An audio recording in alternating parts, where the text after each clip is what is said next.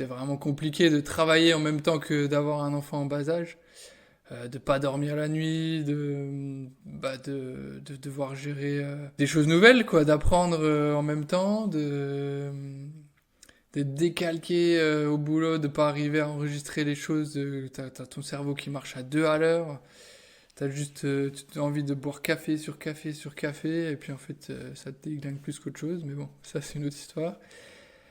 Donc c'est en fait ça, ouais, ça a commencé là-dessus. J'ai vécu pendant, ouais, la première année était super dure.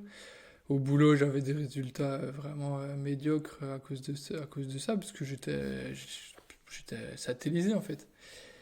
Euh, la nuit, c'est moi qui me réveillais en priorité pour m'occuper de lui. Et c'est vrai que ça impacte ton énergie et puis ta performance tout simplement. Et donc là, j'étais vraiment dans une période de compliquée. Et même après, ouais, parce que je réfléchis, c'est en mars 2020 qu'après le déclic total, on va dire, qui a eu lieu.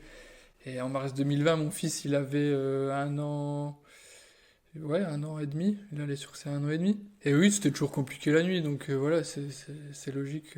Je réfléchissais si ce que je disais était logique, mais bon. Donc voilà, mars 2020, confinement. Et ça, c'était la goutte d'eau qui a fait déborder le vase.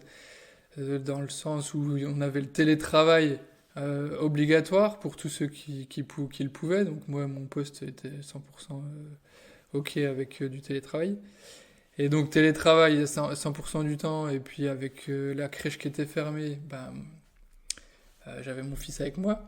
Parce que mon épouse travaillait dans le médical, ben, était réquisitionnée. Donc